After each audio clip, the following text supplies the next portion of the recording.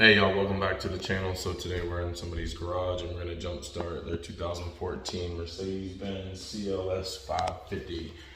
We're gonna be using Noco GV150 and we'll see if we can get it jump started. So turn the camera on, show you how to get this one done. The battery is working. Gotcha. Okay, so he's having an issue. The battery's dead, so he can't get into the vehicle. Do you have the metal key that comes out of here? Oh, sorry. And then we can... No, the metal key is in here. Oh, so the metal key that goes in the door is in there? Yeah. All right. I would have already been in there. Okay, so we need to unlock it. We need to break into it also. That's what I told them. Okay, can we open the garage and I'll grab my unlock tools and...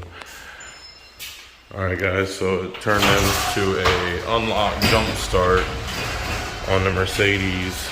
You want a jump start on this Mercedes, the battery's dead and the metal key that goes inside the key fob is inside the car. So I'm gonna unlock it using my professional tools from Access Tools.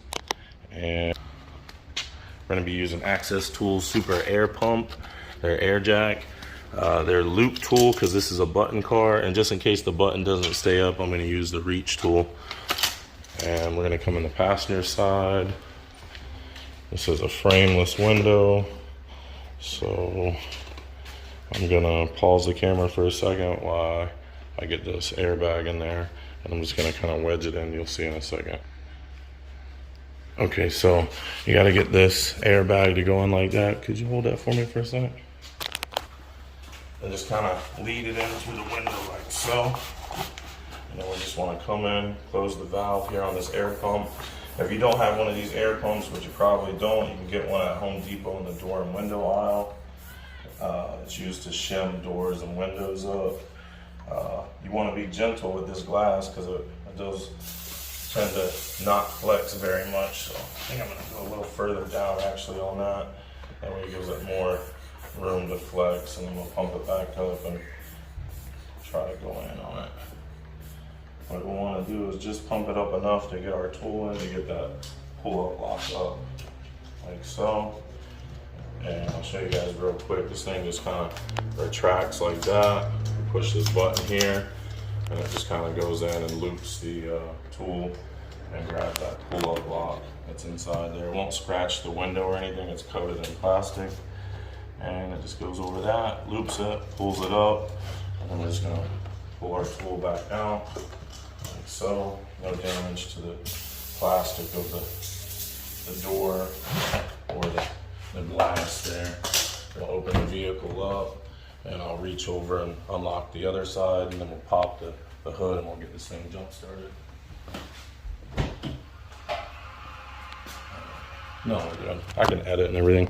Also guys, if you don't have a tool to pull this up and you just had the regular reach tool there, you could come in and hook the door handle and pull the door handle, and that'll unlock it as well.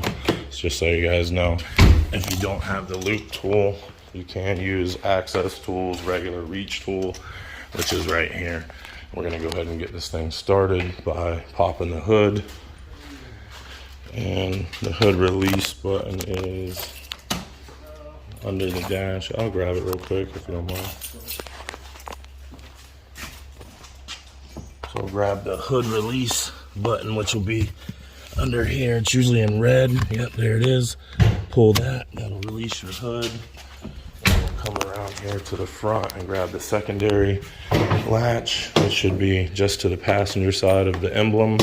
And you'll just kind of pinch it like so. That'll bring it up. We can lift our hood almost to a 90-degree angle to get access. Your battery's under here. You would flip this, this, and this. That would uncover your battery if you wanted to go straight to your battery. This is your jump point for your positive. And your negative jump point is this stud coming off of here. I'll grab my jump box, which I left back here.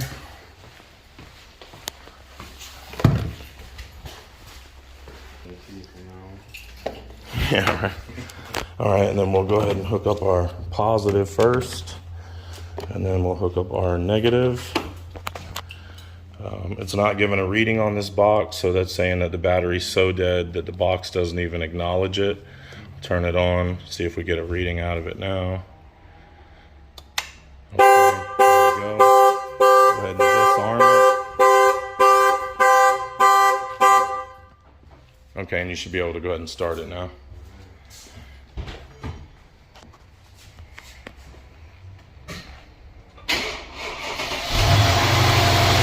All right. Now that he's got it started, I'll go ahead and check the alternator, see what we got. 14.5 volts. 14.1. Okay, so we got a good strong alternator. The battery just probably went flat from, let me guess, you don't use it very much? No, the light was on. What's that? Oh, a light was on. For 2 days. Customer says he left the light on for 2 days, so you know that'll definitely drain the battery down. If that's the same scenario for you, you left something on, that's called human air. Let your vehicle run about 15 to 20 minutes and it should charge up. And you can drive it or let it run in idle. You know, just don't shut it off for 15 to 20 minutes. That'll give the alternator a chance to charge the battery back up. If it's not human air and it died on its own, it's more than, you know, a year and a half or 2 years in Florida, or 4 or 5 years in, you know, a northern state, then it's probably time to replace the battery. So head down to your local parts store, have them replace it. I'll show you guys real quick that battery. I'll turn this off. And some people want to replace their battery, but they don't know where the battery's at or how to replace it. You have to be careful with these clips. They will break, and if you break them, you're gonna not be a happy camper. They tend to break on the screw right there. So kind of want to be ginger with it and not break it like that. And then this will just kind of lift up and out of your way, and then you'll see your batteries down here. It often has a date on it.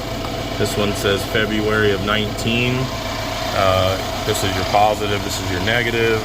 You can pull this up and get to your positive and your negative. You also have your little drain hose that goes here, and if you were going to remove the battery, it'd be 10 millimeter bolt here and one over here that would just loosen the lug, or the not lug nuts, but the battery terminals, and get those up and off. And then you have a 13 millimeter down there that holds the battery in. Then you'd be able to change it out yourself. I do recommend having the dealership do these, because oftentimes you'll have to reset everything in the car, and sometimes it won't work properly. So, you know, if you want to do it yourself, you can. I would recommend keeping a jump box attached to the positive and negative so you have power, and then definitely keep your negative and your positive away from touching anything while you're changing it. You don't want your positive to touch the car while you're changing it if you're going to keep continuous power to it. So maybe put, you know, some kind of oven mitt or something over that to protect it from hitting any bare metal. Other than that, we'll go ahead and put this back on. It just kind of goes in and snaps, comes up and snaps. Then you put your hood back down, grab it here and just kind of bring it down, and boom, all done.